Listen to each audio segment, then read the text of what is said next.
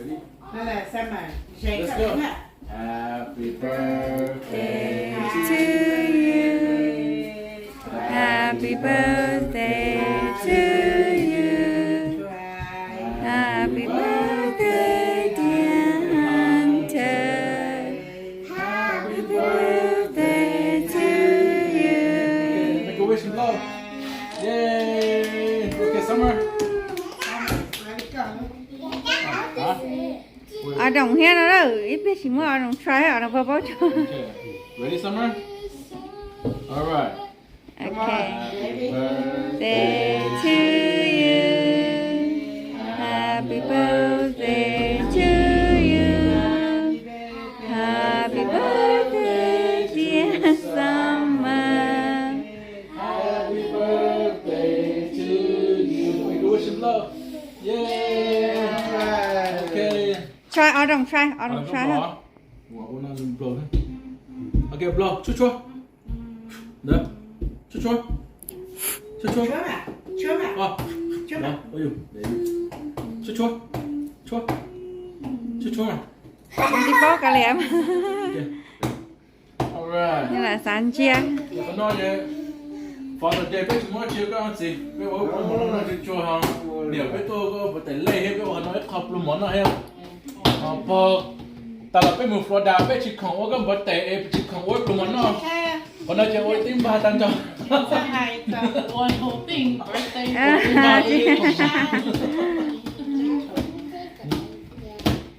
Okay. Yo. Để nó mở ta cho mà nó khe. Okay. Eat first. Eat cake. Grandpa? Yes or no? Sao mà có rồi đây nè. Okay. Cũng muốn cake kia ta cho. Yeah, you want your. Nó không có lẻ. Ở đâu nó khe á. Mama nè, mama. Summer, come over here. Can see over here. Drop it on her.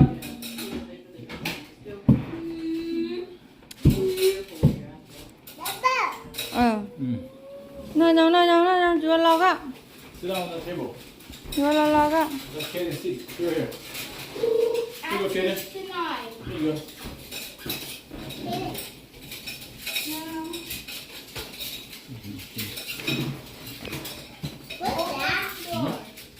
That's gravy. Chuyện nó bo tiền à, sao mà. Put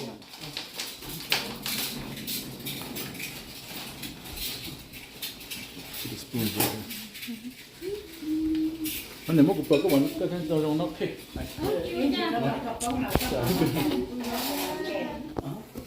No, mom. No, mom. Cái điều nó hay từ cái điều. I know, nó hay. Show mommy, show look at mommy. Look at mommy. Ooh. Nó tệ ba đi chi. Đốt sao tệ.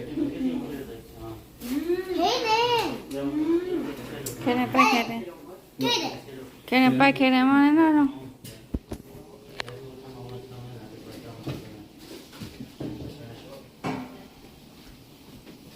David just wants to watch. Oh, nói. Đĩa chỉ cho hết thật tệ. Cá hả? You want these cheese chips? Ôi nó không đỡ sao? Here we go. Nó đỡ hả?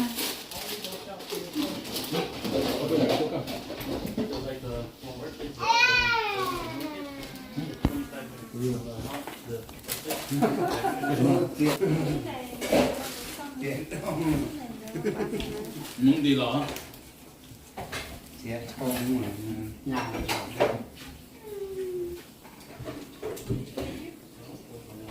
Ok. Ở đâu nó ở đâu?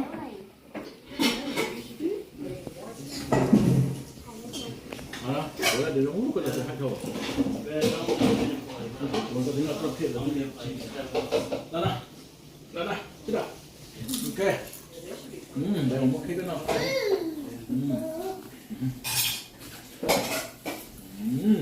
Tôi muốn ăn đó cái gì biết nên chỉ cả nó nên chẳng bị phụ. Sao mà rồi trong nó ta mà bay.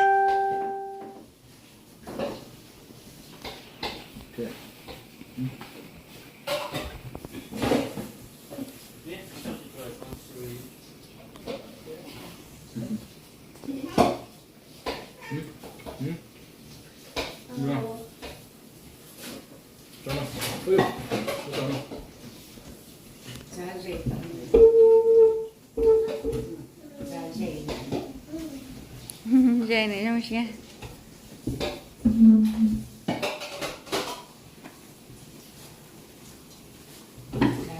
nó mở từ trâu chị hồi nó khét vậy sao mày tính nó chỉ tàu được thôi sao mà là chứ không phải nó chỉ sẵn thôi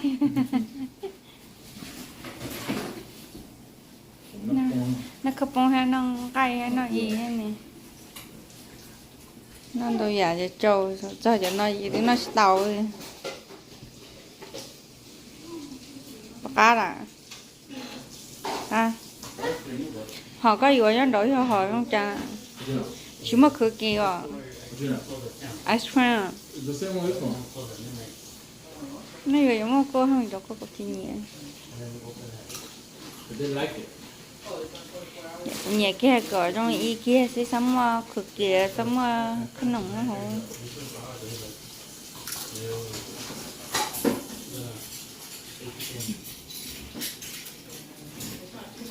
What's baby watching?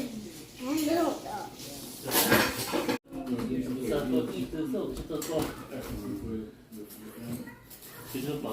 bơm lum bơm bắp Vì nó sẽ bỏ đi bỏ nắng nữa. cho qua cái dao có cho cái dao chị bao hay Da thì to nữa.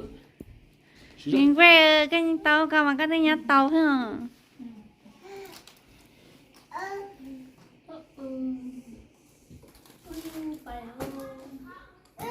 u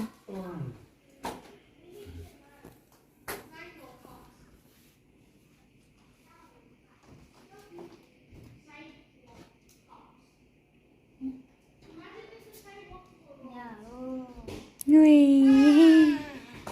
chị có khóc đâu không má mẹ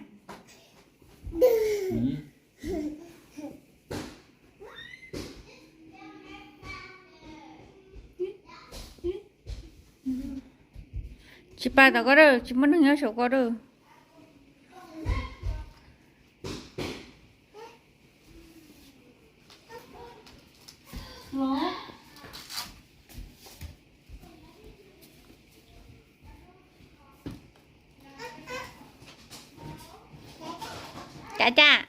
Dada, darling. Dada. Ở đâu? Đó, baby Oshi nè. Ở đâu đó baby Oshi. No, chị bay số có bông bông rồi.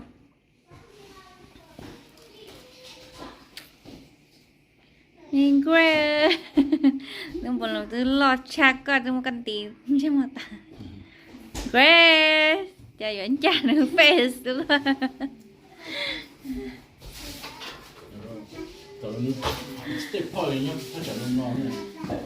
Chỉ nhóc bé rồi. Mình tôi nhá nữa.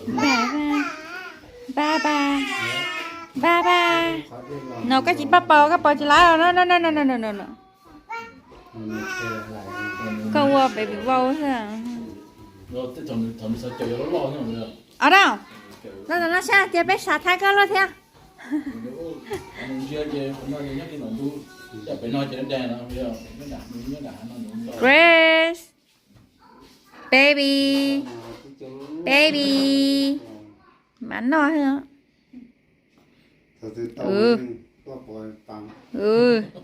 Nó không nha.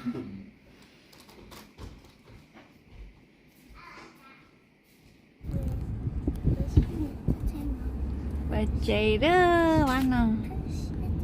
Thế nó kể đến thằng bé rồi. Chị sao ở siêu kê gì nữa, bạn ở siêu kê là bé chị. Anh thấy nó đặt ám bao lần đi anh thấy ta. Cho nó cho phô xì dưới ngân áp bé chị. Ở đó. Ở đường số lòng ác khó có nồng dư tỏ đường này sẽ bùa.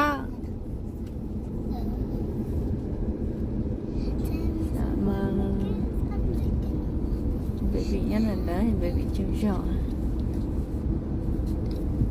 Cái tao không phải nữa. Có về nhà. Có nhà. Cô có xỉ cho cô mà hai cướp thì có cưới, bỏ chiếc cưới.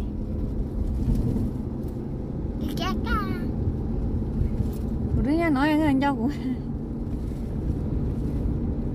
các khả năng là mua xí đã chế mua xí chậu đã chế chỉ cho cô hả ở đâu cái đèn hunter sama dadah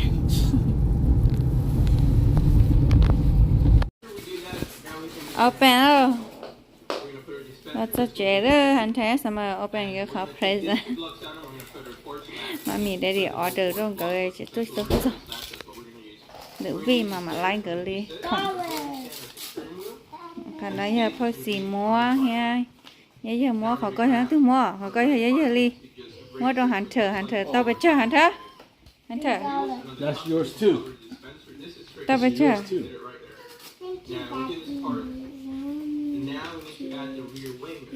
three á chị mà five á chị từ number á chị đâu có chỉ sai từ number này Mommy.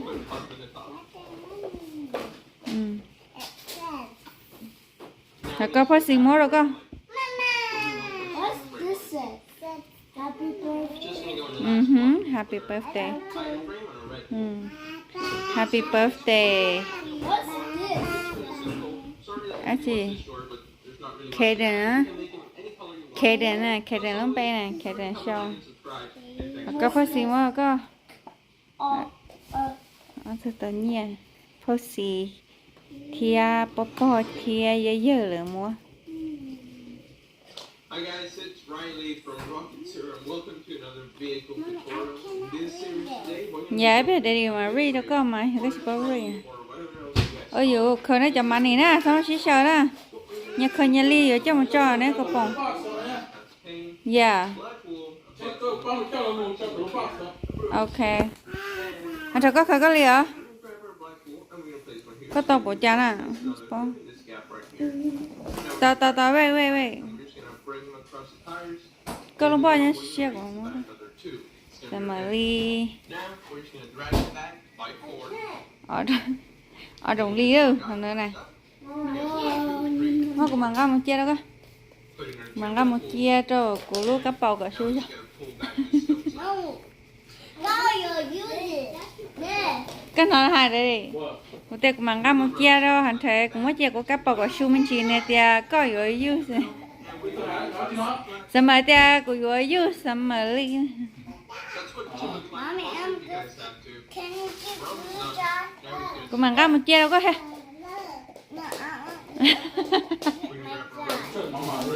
No, chia chính xác của xe ha tiệc của khi mà có chia nè ha đưa nó tới chỉ bỏ cho ở đồng tương can ở đồng tè ở đồng có tầm money hết nó money ở đồng tầm money ha ồ ở đồng đó tầm mình thọ ở đồng tàu ha mình quay show đấy mình quay sai này đó chị ha ở đồng mơ mình quay ha đó ở đồng xe baby ha Mommy, put this at the sun Sunday. yeah After we're done with that, ở đồng xe baby we're going to go to the back end of ở đồng xe baby We're going to grab our red wool and we're going to chị cả send the last two off with more. Putting more on top of the last and then trong câu cười à phát xì ở đây coi trong câu luôn có lì filling in. pretty chai à I love you. hai ô cho mẹ hai ô cho thử sao mà The pussy. phát xì ăn thử Yeah, Papa. theo tư thế mà Kaden. dạ họ chọn hú về tên tài là món này nè A Joe. ở chỗ nên tao khẩn tao cơ ra nên là Should look like so far. nên tao mà nỉnh lên tao đây nên mua được của A little bit of detail. No, no, no, no. nên tao nên bỏ tệ dễ sợ của lũ vậy nên mua tan thôi nên nhà mà nỉnh đâu của bỏ tệ á No. Item frame, a sign, Only. so we can begin with the headlights. But first, I need to go back three á chị à carpet I forgot. three á chị mà three hết gì rồi We're gonna grab our piece of carpet and we're just gonna line it across the top side and put it into the item. có mà vừa bé trên dress đâu của Give it a headlight. ồ Or du lịch của dưới trên dress của vậy nè put it so we're just gonna put it You haven't picked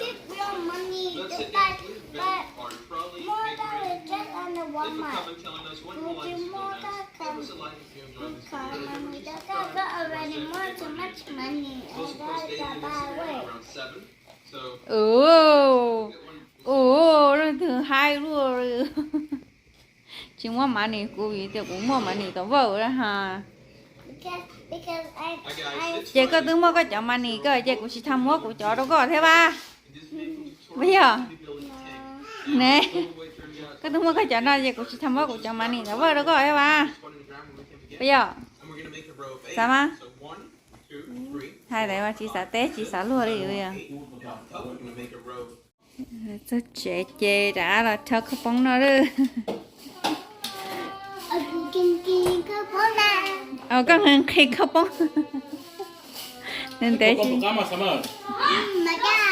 Có cá hả? Nhưng cú à, chị cú à. Con hình khi cái bóng này à, được. Sao mà? Adam, your pizza over here. Tại lo sao mà mày tại. Để sợ cái bóng nào. Hey, your pizza, okay? Ở birthday là giống như là nó sưu tỏ ta là rất dễ gì đã. Một lần tôi đã sẵn khơi đã cho lọ. Nó mò, tôi chỉ là quá chỉ nó mò. I거 저 또네. Và nó pizza lại nó 그때 뭐지 그러네. thà bán nó chỉ nó không bông rồi, hay chỉ nó cay hay mò rồi chỉ nó pizza. Luckily we got 2 extra pizza. Yep, bán nó pizza. Cú là chút chúa rồi, yeah, ha. Cú à. You just tore off with that.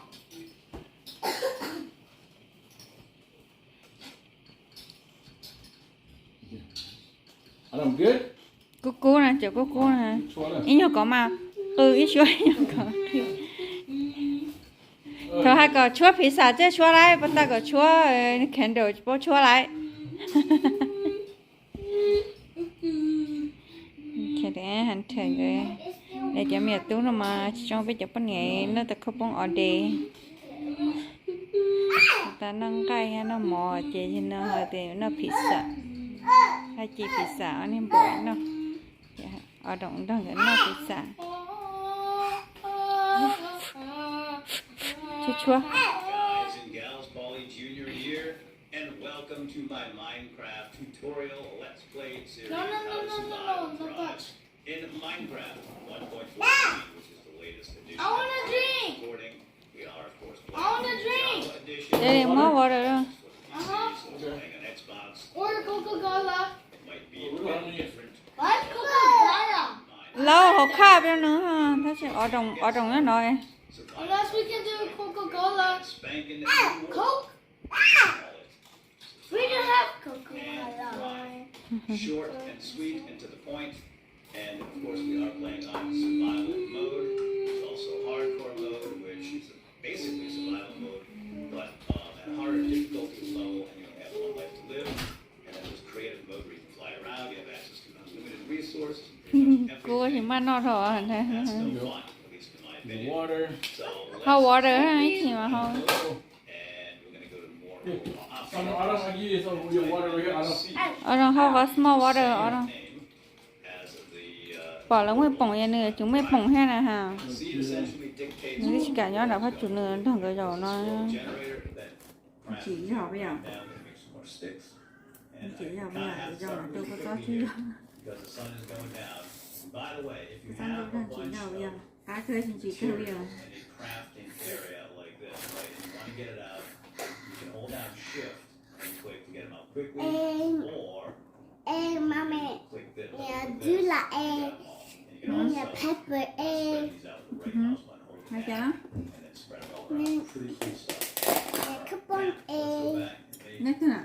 our first stone Ồ, tool. nhà That khắp is bóng a này stone quá kìa. pickaxe, which and is a attack yeah, mà damage of tê 3 as đàn opposed cây. to 2 with the wood pickaxe, so it's a bit faster. Nhưng mà and nó not chúa very khử nó expensive. hiệu con á, chú nữa này. Now, you can see that we're digging Mình behind nó sẽ đây theo ngay này. this stone a little faster than we did with Thấy không?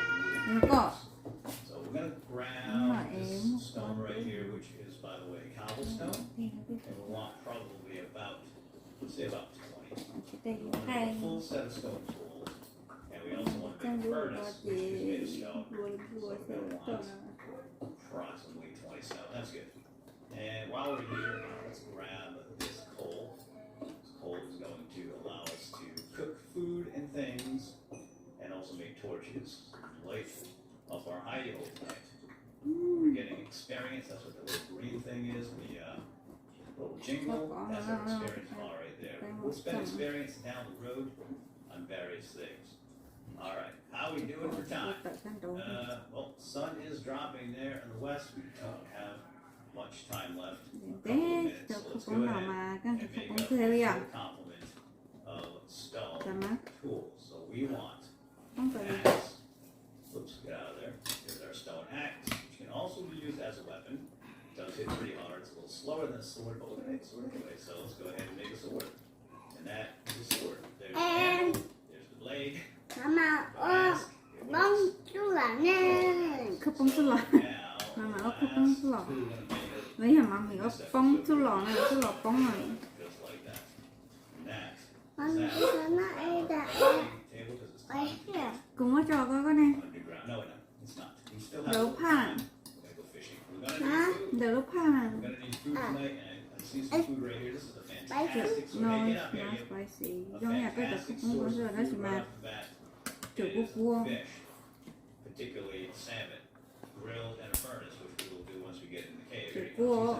So just whack it. cua Whack them with the sword, Cua. and they will float right up to the surface, and you can snatch them up. Now that's only one. They usually có mình cũng no có bỏi được cái gì nó no không so let's go see if we can find đồ a ăn lúc couple đó more. không But we gotta keep an eye on that tại cái sun. đồn đâu chia tập có I không wanna rồi get back and Cái dig thủy up cho that tôi hole không soon. Và here. Alright, well we get kind of gypped here. There's only one fish. It's not chia cho very có bữa much. nay thì cũng đã Probably không vào not được gonna tiền need a nữa lot of nên food thì on our nó first mì night anyway. But I did want to at least demonstrate that. Oh, I see fish over here. And Yeah, you want some more pizza? and cows too. You want some more pizza? Huh? But they also You fine? eat food Okay. and leather, but I don't want to get ahead of ourselves. You can also kill those chickens over there, which give chicken meat. tao nó pha chia mẹ Another. tao giờ nó pha chia mẹ ở đâu à Alright, here we are. Back at our Mama man thích chấp lắm bất ý rồi mama ơi. dig wow right about. chẳng chấp sợ bởi ý no chứ This is a fine spot. Dorito. để quay tiền bởi ý no Ừ, cái gì vậy? Stone, pickaxe, oak No, planks. it's- Give us 3 doors. And I'm gonna go outside. Give me some more paper towels. In front, so it's flush from the outside. And there we go. We're safe and sound in a little hidey hole. How lovely is that? Now I'm gonna make torches. Torches is essentially a stick, hole on top ở này tôi nụ đồ for operation. ở này pha nụ đồ Wanna save some More? Yeah, that should be it. now. Mommy time. Make a moon. Mommy, no. thế nào không Wipe your head on the ceiling, that's fine. Mommy, God doesn't go like that. Do your hair like this. ủa chịu cầu chỉ giống là nụ đồ à Close the door. Nothing Để nó sai đây nó sẽ để plastic trong hành liệu. of Minecraft survival. Playing hard to knock you down. Nó dễ khó nó được của. Don't worry about it. do Nó chi. 10%. Mommy, And now we young girl, in our little hidey hole. That's gonna be a Mommy, nice young girl, green nhưng mà mình không có mình hay phải không có Hey, mommy, make a moon. nó There goes the skeleton. Check it out. có chỉ nhẹ đó Think about it, buddy.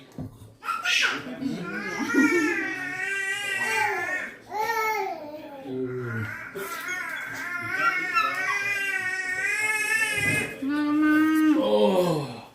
thì tôi muốn nó đó mọi có cho con ta chỗ có đó thôi á And the chicken bones nó có cái bắt thôi nó mà are the Con nó chi nào? right now we're not hungry. We haven't really moved around very much or done much. But we will get hungry over time. Going to want to cook some food. So we're going to take our cottage right here. And we're going to make that arrangement. Square, blank, and that gives us Cái làm gì đó? Cái này nó. recipes. Đúng rồi. Put that down. Để một cục chưa? Zombie.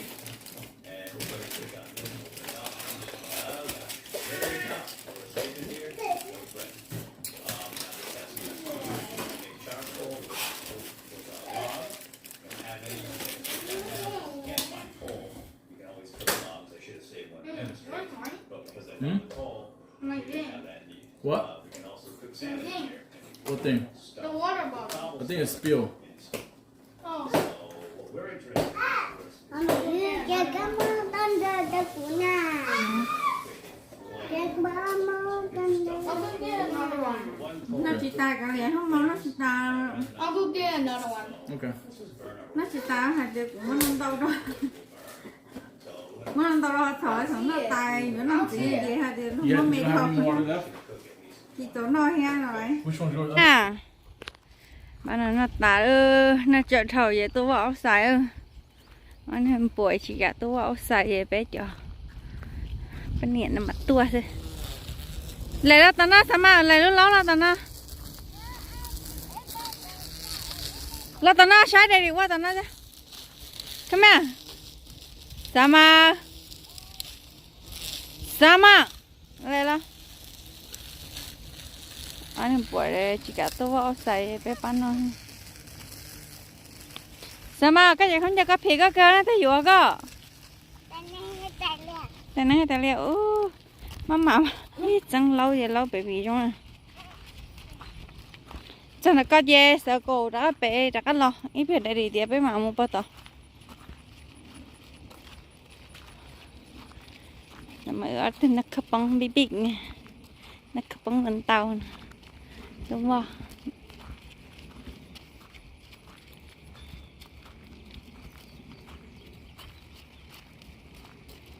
anh em bỏ này chỉ cả tôi để short thầu chỉ tôi tôi mới vừa mà thế tôi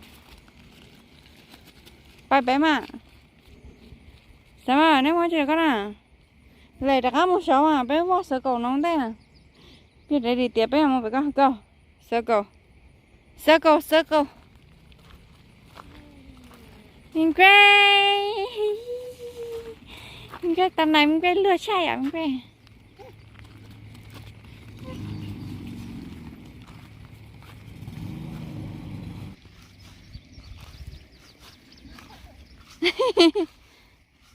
ở trong đây đỡ cái tơ à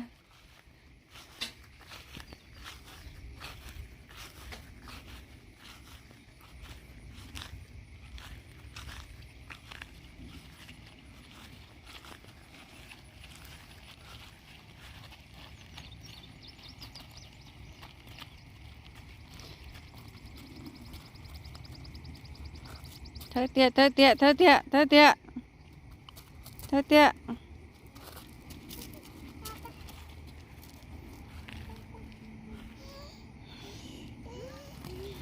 sao mà trâu ở trong mà này chỉ sẽ bà bì nữa này chỉ hai lô bà bì ha sao cứ mà thế chỉ cú mà kẹt thì tôi giờ bên gấu ở bên gấu voi thế tiệt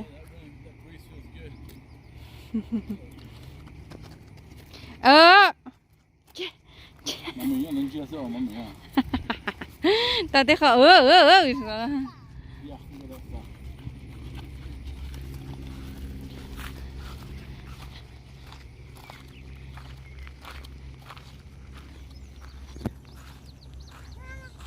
mama sake là bạch chế cái này chỉ sao nhau ra bạch chế thở sắm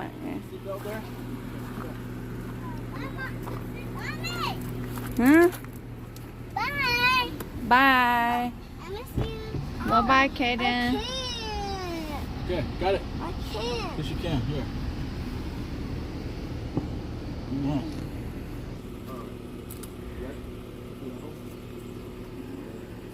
Ready? Tờ